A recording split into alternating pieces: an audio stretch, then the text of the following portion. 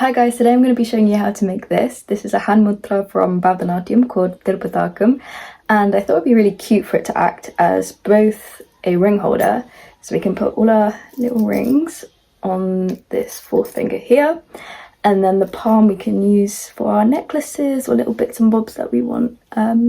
Just place that on the palm, and I thought it'd be a really cute little jewellery holder. But yeah, if you would like to learn how to make this, then watch this video. So as you can see, I'm using the clay to kind of figure out rough sizing for each of the fingers and the thumb and then the palm itself. And then once I've got all of those pieces, I'm going to then piece them all together and then put it on my surface. So I'm just attaching on those fingers to the rough palm that I've created. And then the thumb has to be slightly curved inwards because that's how the mudra is in Bharatanatyam. And then the fourth finger we're going to then just lift up, and this will act as our ring holder. Then I'm going ahead and then just making sure the proportions are right. So I'm literally just using my own hand as a reference and then just cross-referencing and making sure that there's enough clay in all the appropriate places and smoothing any edges that need to be smoothened.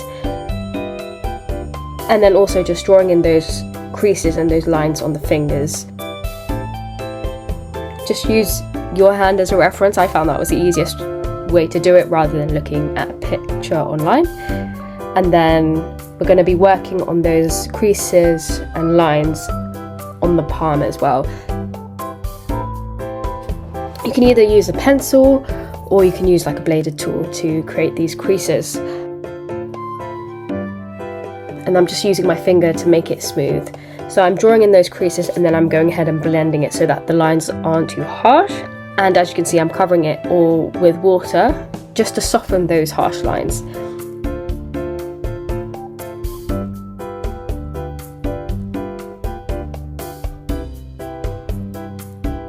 And then I'm drawing in the nail for the thumb and for the fourth finger, as those are the only nails that will be exposed in this piece.